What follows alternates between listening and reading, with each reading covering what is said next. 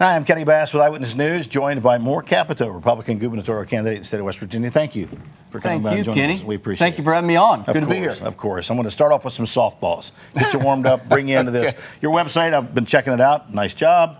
You've got three priorities right on the front page. One is education. Then, family-focused future and world-class education is a part of that. You got a couple more we'll get into first, but let's get into your first one that's listed. You talk about education, you talk about taking care of addiction and violence, and that opens opportunities. What do you say? You say those things can be suffocated by hope and opportunity. Let's talk about the first leg of that three-legged stool that you are spotlighting yourself, a family-focused future in West Virginia. Absolutely. Well, you know, in West Virginia, we are all about family, and I can tell you, as a lifelong sixth-generation West Virginian and the father of two kids, you know, the future of this state is personal to me, and it's personal to so many West Virginians. And when we talk about the future in West Virginia, we all want a similar thing, Kenny, and that is more opportunity in West Virginia. And how do we grow that? And you've highlighted some of the priorities that we've talked about, but one of the critical ones that we often talk about, as we see violence and this drug scourge all across the country, we talk about public safety. In West Virginia, if we can claim the banner of having the safest communities in the country, we know that we will grow. Because when young families are looking to start to live, work, and raise a family, they're looking for a safe community to raise their children. As a father, I know I want a safe community for my kids as well. We have to make sure that we're getting the drugs out of our community. We often are asked, how are you going to attack that? What are some of the ways that you can do that? We know that supply is a huge issue. When I was chairman of the Judiciary Committee, I was very proud to be the author of banning sanctuary cities in West Virginia. And some people ask, you know, why? Well, the reason is because every state now with the wide open border is a border state. And in West Virginia, we know that that crime comes here in the form of drugs and illegal immigrants. And we solved that when I was Judiciary Chairman, and we will continue to do that. If you're pushing fentanyl in the state of West Virginia on our streets, under my administration, you're going to prison for life. Human trafficking in West Virginia, prison for life. We need to pull bad people off the streets and claim that banner of having the safest communities. You mentioned education. I think the most pressing moral and, frankly, economic issue that we have in the state of West Virginia is the education of our children and our grandchildren. And as I mentioned earlier, as a father, it's personal to me. We've got to make sure that we are looking at our children when they're coming into this world day one and all the way up until they come out of our high school system so that they're on a path to prosperity.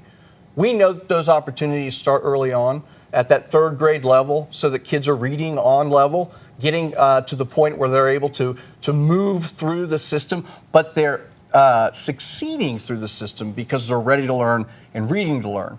I think one of the biggest things that we can do, Kenny, in West Virginia is grow our technical opportunities. There are not enough skilled laborers in this country. And every community that we've been to, and we've been to all of the counties in West Virginia, all of the regions, and we have tried to stop at all of our technical schools throughout. And I will tell you, just yesterday I was in Fayette County and we went to FIT down there, and these kids are totally engaged and immersed in what they're doing, working with their hands. And guess what? When they come out of there, they're ready to hit the workforce, which is tremendous for West Virginia. So we have to build that workforce. We know that our bread and butter has always been our energy, and we have enough natural gas to power this country until the foreseeable future. And as your governor, we'll build those pipelines. We'll pull that gas out of storage. We'll continue to mine our coal, and we'll lead this country's return to energy independence. Let's talk about the second leg of the stool on your webpage. It's business, and you talk about cutting taxes, which you can talk a little bit about as a legislator that you've already done and what you'd like to see done in the future, but also eliminating job barriers. What types of barriers are you talking about? Well, I think when we talk about barriers, what we have to do is identify what those are. And I've always said that one of my strengths as a leader has been a good listener. You know, when I was in the legislature, we brought people to the table to listen to what the issues were, to the critical issues that are facing our businesses, particularly our small businesses. And those barriers oftentimes are regulations. We've torn down over 1,000 pieces of regulation since my time in the legislature. I'm very proud of that. We'll tear down 1,000 more. I was very proud to be part of instituting the largest personal income tax cut in the history of the state, $750 million back to the hard-working people of West Virginia. And when we put the right tax policy in place And when we tear down regulations so that our people can reinvest their capital, as opposed to doing paperwork all day or paying attorneys or accountants to do that, we're going to prosper. We're going to create more jobs and more opportunity. You also talk about energy independence. And we're coal and natural gas. That's what we always have been. Coal to a lesser extent today, obviously. But there are barriers all across the country, starting with the federal government and then moving to some states, which would snuff out both natural gas and coal to our detriment. The grid's not ready for that. No. So how do you keep coal and natural gas as viable options in this environment where there's so much pressure on moving to renewables, which frankly aren't ready for center stage yet? Yeah, we often talk about this when when I was down at the legislature, and I talk about it on the campaign trail all the time. This is about getting Washington out of the way. We know that we've been problem solvers in the state of West Virginia, creating the energy solutions for the future. We've powered this country for over a century, and we can continue to do that. And whether it is the crushing inflation that's coming from too much spending in Washington, or whether it's this just terrible energy policy that the Biden administration is putting down, in West Virginia at the state level, we can combat that. And we have done that. And that's why we're seeing surpluses in the state of West Virginia in the face of tremendous inflation from overspending out of a Biden administration that's gone reckless. We talk a lot about the swamp. You just mentioned the Biden administration. You spent some time in D.C. as a younger man. You were pursuing your degrees and getting your education, but you also worked in D.C. while you were there. You worked in Congress. You were part of the White House advance team. You worked in the Secretary of Defense's office. What did you learn from that stint in Washington that helped you not only when you came back to West Virginia and went to the legislature, but would help you if you win the seat for governor? Well, I think the biggest thing that I learned during that time was how lucky we all are to be West Virginians. I had the opportunity to travel all over the country and all over the world, and I will tell you that there is no better place in this country or in this world to be than West Virginia. We have the greatest people, we have the greatest natural bounty here, and we have opportunity and grit that I did not see anywhere else in my time in those places. And I will tell you the thing that I think that I took from that more than anything was the ability to grow relationships. At the end of the day, we have to deliver results. And I'm the person in this race that's taken good ideas and turned them into good policy, and that's about relationships. Let me ask you about this quote that you made. In this race for the Republican nomination, it seems like everyone is racing to the conservative flag. Whoever can grab that flag and wave it the highest and the longest will win, because West Virginia has turned very red over the past few years. It's no secret. You said, I'm the get-it-done conservative in this race, and I have delivered. What's that mean? Being the get-it-done conservative in this race means that I'm running on my record. We need somebody that's actually taken good ideas and turned them into good policy. And at the end of the day, we want somebody that can get things done. I am the get-it-done conservative in this race. We talk about that everywhere we go. And all of these conversations over 70,000 miles across the state of West Virginia. And all we've been doing is showing up and listening at churches, schools, community centers, talking to parents and educators and church leaders. I mean, they want somebody that is going to listen and be present in their community. That's exactly what we've done on this campaign, and that's exactly what we'll do as governor. When you want to move the state forward, it's the entire state. It might be easy to move the Eastern Panhandle forward. It might be easy to move the Kanawha Valley forward, or Cabell, Huntington, and that area. How about Southern West Virginia? How do we bring along Southern West Virginia, which has been decimated in the past, several years at least, with shutdowns in the energy industry and also just the opioid epidemic, you name it, it's hit Southern West Virginia. How do we bring Southern West Virginia along with the rest of the state? Well, we've spent so much time in Southern West Virginia, Kenny, and I'll tell you, I know we talked about this a lot yesterday when we were in Fayette County. We've been to every county in Southern West Virginia, and we know that we have to focus on our infrastructure needs in West Virginia. We don't talk enough about water and wastewater. We certainly don't talk enough about broadband connectivity, getting those communities connected so that businesses and entrepreneurs can grow their businesses at home. And there's an attraction and a charm to Southern West Virginia and a draw that no other place in the state has. There's great people. There's in West great Virginia. people in southern but West they're Virginia. There is struggling. I will tell you, I was down in Logan County, and as I said, we try to visit all of the VOTEC schools throughout the state of West Virginia. And I was having a conversation with a guy who was in the welding program, and I said, "What are you doing here?" And he said, "I'll tell you what I'm doing here. I like to work with my hands, and I want to make money." And I thought, what better attitude could we have in this country, quite frankly, than that young man right there? And we've got it right here in West Virginia. We have it in southern West Virginia. A critical thing that we can do in southern West Virginia is continue to invest in our tourism. I mean, look at what's going on down there. I mean, whether it's the Hatfield and McCoy trails, which Kawasaki just cut a ribbon with its Ridgeview side by side and came debuted right it here. Absolutely. No money involved, but they said this is the place to do it. And what a way to showcase West Virginia. I mean, when you look at it, so you have those trails that are going on; they're continuing to grow. You, of course, have the Park and Preserve, which is huge, and is drawing more and more people to West Virginia. So we need to capitalize that, invest on that, and continue that work. What do you think was your biggest accomplishment in the legislature? I mean, I know as House Judiciary Chair, that's a pretty hot seat. It's one of the four major seats.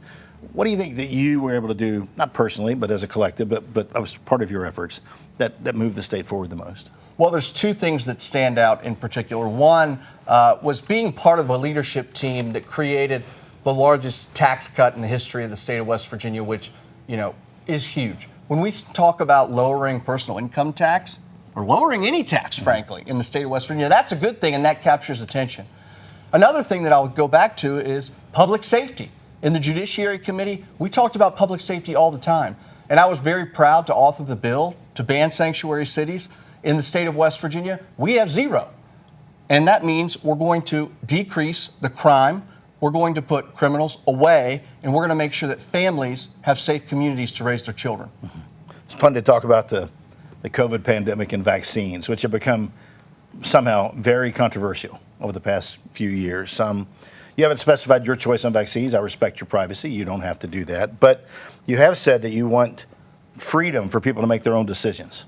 What's that mean? I think what that means, as I go back, as a parent, what that means is we need to involve our parents in the discussions of how we are educating our children, their health care needs, and we need to provide them with the freedom to be able to make those decisions for their children. People who had an opposite view of that would say science is science. So where do we draw the line? You have freedom to make decisions about yourself and your family. That applies to vaccines, I would imagine, that you back that. How about abortion? How about gender identity and gender affirming surgery? Republicans have come down very differently on those issues. So where is the line for personal choice versus what you should be doing just as a society to be able to move forward? Oh, well, I mean, we'll always stand up for the health of children. And that's what West Virginians want policymakers to do, to protect our children. And I think with every single measure that we make, I know as a father, that's forefront in my mind every time we pass a piece of legislation. For the vaccine bill specifically, which has not passed the legislature yet, it has passed one chamber. The only requirement to opt out would be religious reasons. Of course, parochial schools and private schools could also opt out of the program. That's not a very high bar. And again, many complaints about that, and it was a divided house that passed it. Your thoughts about the opt-out program, where there's really not much medical involved there, but it's a family's own beliefs. Well, of course, that's going to be, Kenny, as you well know, that's going to be what is specific to the bill. And when I was in the legislature, I can guarantee you, I read from the first capital letter to the last period. So I'm a believer in the legislative process. We will see that process unfold in the next, whatever it is, 4 or 5 days down there at the Capitol, and ultimately see what the resolution that has come to. And generally I've found, and I think maybe you would agree, that on day 60, there is compromise, and what is ultimately moved forward and through the legislature is good compromise legislation that's in the best interest of West Virginia. One thing that's come up in the conversation over the past year or so, you may call it the John Overeating bill, where he every year would propose the death penalty, the long-serving Republican in the House. That's now come back into the conversation for certain crimes. Where would you stand on the death penalty? And I think you've talked about this, but it's very specific, I think, of what that would trigger in your administration. Well, we talk about public safety all the time, Kenny, and one of the most important things that we can do is take supply off the streets. I think the bill that you're referring to this year was a bill to impose certain sentences for drug dealers at certain levels and things like that. Fentanyl. For fentanyl. Yeah. And it didn't, I think it didn't make it. Right. But we talk about bringing the interest holders in West Virginians to the table to make sure that we have the best deterrents in place to remove crime from our streets. So it always has to be part of the conversation. How do we deter these people from coming to our state? I've said very clearly that anybody pushing fentanyl on our streets is going to go to prison for life. But if the legislature and the leaders and our law enforcement officers want to have that conversation, of course we'll have the conversation. West Virginia has lost from 2010 to 2020 the highest percentage of its residents in the country. We're on the decline in population. There are some signs that's been changing over the past few years, but how do we fix that? I mean, just the simple fact of making people want to stay here and also attracting people to here. Well, I think one of the biggest things that we can do in the state of West Virginia is grow. We have to create more opportunity, but how do you do that? I talked about our educational system in West Virginia. We need to be the state that creates more technical opportunities. I think we disrupt the education system by saying we're going to lean into our technical training programs and our CTEs so that kids are coming out of school prepared. I've said that we'll have a West Virginia Ready program so that every single high school student in the state of West Virginia will be able to do one of three things: pass a military entrance exam, have a workable vocational skill, or be able to go on to college. We know college isn't for everybody, but we have to widen the options that we give to our kids, and we have to involve our kids to see what they're interested in, see where their passions lie, so that at the end of the day, we can give them greater opportunities to prosper right here in West Virginia. Ultimately, this interview is about you and your campaign, but you're running against three other people. So I want to get, with your permission, thumbnail sketches of what you're seeing in the other candidates, why people should select you. Umik Warner, he says it's a two-person race between him and Chris Miller because, well, frankly, Patrick Morrisey, they've been called a carpetbagger for years, but he has been here almost 20 years. And also you're backed by some people that aren't traditional conservatives, and so you're out of the race. How would you characterize Umik Warner, who called you a quitter for resigning his House chair in order to run this race for governor? Well, I think that if you look at any of our following or our social media or our emails, I think, Kenny, it's very evident the candidate that's out in the communities, that is working harder than anybody else to make sure that I am in every single community and every single county talking to all West Virginians to know and learn about what the issues are at the forefront. We can't find policy solutions if we're not engaging West Virginians. And that's exactly what this campaign is doing. I am out there every single day. We've driven over 70,000 miles across the state of West Virginia, and boy, is it beautiful. And we have the most incredible people. We are focused on this race. We're going to win this race, and I feel great about it. Why should people vote for you instead of Patrick Morrisey? He's been here, as I said, since 2006. He's a three-term attorney general, big opioid settlements, et cetera. But there are negatives on that side. Some say he settled for less than he could have or should have, and he was also a pharmaceutical representative before he joined public life. And he took a shot at your mom in the last debate. So what are your thoughts about the attorney general? I don't know why he's obsessed with my mom, but you know what? A lot of West Virginians are huge fans of her, and me, obviously, included. The difference maker in this race is that I'm the get-it-done conservative in this race. We mentioned that earlier. Yeah, and I'm running. Thank you for mentioning that, by the way. I knew you'd bring it up. If I didn't. Absolutely. And I'm running on my record. You mentioned Patrick Morrisey. He involved us in an opioid dispute and made a sweetheart deal with some of the big three companies before we were even talking about this settlement right here. He claims to have made $1 billion settlement But that's false. $400 million of that settlement were from our cities and our counties. So it's a false narrative. And when at the end of the day, he closed us out from getting billions of dollars because he let those drug companies off the hook with settlements that he made in 2015 and 2016. And if he hadn't made them, we'd have billions more dollars in the state of West Virginia. Dylan, last candidate we'll talk about is Chris Miller, very successful businessman, a car dealer here in the Valley and throughout the state, no political experience. So is the governorship the first job you should have as a politician? Jim Justice made it work. At least it appears to have worked pretty well. But is that the exception rather than the norm? As I said, Kenny, we're focused on our race. I'm the get-it-done conservative in this race. There are others in this race. We're talking about our message. But why you instead of Chris? Our record, because I'm the get-it-done conservative. I've taken good ideas and turned them into good public policy. I know how it works. I helped to build it, and we can take it to the next level. And that experience gives you an edge because you've done it, you've been in the system. Experience and energy and grit for a new generation of leadership in West Virginia. Roads and infrastructure obviously have been a big focus of the current administration. Do you build upon that? And first of all, I want to talk about other infrastructure, which you brought up a moment ago, which you stole a little bit of my thunder here, but I'm glad. I apologize. I'm glad you mentioned it. I wasn't looking at your notes there, Ken. Roads. Do you continue where we've been? There's been a noticeable uptick in road construction and repair in the last few years. We have to build more roads in West Virginia. We know that we have hundreds and hundreds of roads. We have bridges in West Virginia that are in decay. One of the biggest ways that in order to grow this economy, we have to make sure that we have rock solid infrastructure assets. And if we want people to come here, we have to have solid roads, safe bridges. We have to tell people that you don't have to ride through potholes to get to your work or to take your kids to school.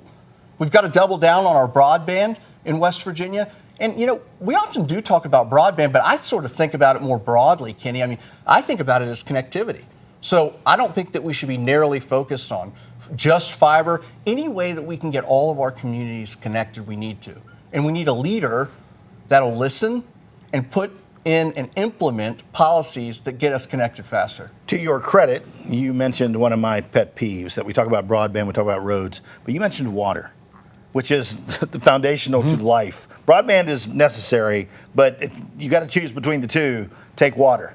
You won't die. No question about it, yeah. So we have places in West Virginia, and I speak from experience. I grew up on Tyler Mountain, just outside of Charleston. We didn't have water until I was 8, 9 years old. We had a spring, we had a well, and sometimes we didn't have anything. That is true in areas all across West Virginia because of our geography, because of the remote places where people live, and the scale of how do we do that and still make money as a water company or an electric company or a broadband company. How do we fix that problem? How do we get water to people in West Virginia? Well, we have to make sure that we're talking about water and wastewater in West Virginia. We do it all over the place. We, of course, had those discussions in southern West Virginia. And one of the critical things that we really have to focus on when we are repairing these assets, especially water and wastewater assets, we need to repair them for growth. We know that we have put in suboptimal sized water and wastewater lines that have constricted our ability to grow. So when we look at water, it's critically important that all of these communities, particularly those that are trying to grow in the tourism industry, have the water and the sewage and the wastewater assets. And the broadband. And the broadband to be able to grow. We were talking about wastewater projects yesterday in Fayette County. When infrastructure is so important, it's also important to keep it affordable. It seems like every week somebody is asking for a rate increase in Charleston from the Public Service Commission. And most of the time they get a form of it granted. Electricity, water rates, they're much higher than they were. What can we do about that? I was just talking to a former constituent yesterday about that very thing. We can't continue to let our rates rise in the state of West Virginia. As I mentioned earlier, we are the state that has all the energy. Why in the heck do we not have the cheapest energy in the country? When we have all of the natural assets and the fossil fuels to be able to power this country, we should have the lowest cost on our utilities. And I think it's unacceptable to keep raising rates inch by inch by inch. In the totality of it, those are real dollars. And if you look back at a 5-year look back, That's real money to West Virginians. So we definitely need to rein that in. I want to end this on something sort of personal to me because I'm old enough to have worked with Governor Arch Moore. And I've been privileged to work with your mother over the years and interview her and do stories with her. How much, let's start with your grandfather. How much do you think what he accomplished in his life influenced your life? I mean, considering where you are and what you're doing right now, I would say it's at least somewhat. And how much did you learn from his successes, his failures, and his legacy as you move forward? He was a very special person in my life. You know, in West Virginia, we are all about family. I was very blessed to have my grandparents into, I think my third decade, which is an incredible thing. And there were a lot of lessons, I think, that we all learn from our parents and grandparents. I think one of them that's critically important, that sticks with me, is that he used to write letters a lot. I'm sure you got maybe a few. Kenny wrote them all the time. And he would write to me, as a kid, and then as I got older as an adult, with sort of anecdotal advice. And he said that he had found in his life that successful people are good listeners, and that I adopt that creed. I still have that letter. When I go around and talk on the campaign trail, I emphasize that the future of West Virginia depends on having a leader that listens and a leader that delivers, a leader that has energy and grit to want to take West Virginia to the next level. And we've talked to West Virginians all across the state. And the best compliment I've ever had is, I feel the energy that I saw in your grandfather. Do you remember names as well as he did? I'm pretty good at it, but from what I've heard, there ain't nobody, Kenny, that's as good. You don't. He was supernatural. Yeah. Unbelievable. Finally, one last thing. Your mom famously was talked about running for governor. It seems like every year the governor's race came up. She chose a different path. She was in the House, and then she went into the House of Representatives, and then now she's a U.S. Senator. So she didn't take this step. So when you look at her career and what she's accomplished, and obviously her influence on you, kind of the same question. How has she helped mold you into the man you are today and the goals that you hope to attain? Absolutely. I often get that question. I love my mother. It's not an original question. Oh, yeah. No. I'm proud to be her son and have given her, two of her grandchildren. Her favorite grandkids, probably. Yeah, exactly. I'm also the middle of two middle children, so I have that going for me as well. But I think what she impressed upon all of us, including my brother and my sister, is that nothing's given to you. You go out and earn it. And you trust people, and you listen to people, and you implement what they say. And at the end of the day, if you feel driven to want to do something, it's all about helping people. And how can you best help people? Primary's about 5 weeks away. Good luck. Thanks, Kenny. Thank you for Good stopping to be by. with you, man. Capito. Thank you. Good luck on the campaign trail. Appreciate you. We'll have interviews with all the candidates, and we'll bring them to you. So stay right here with Eyewitness News. Have a great day.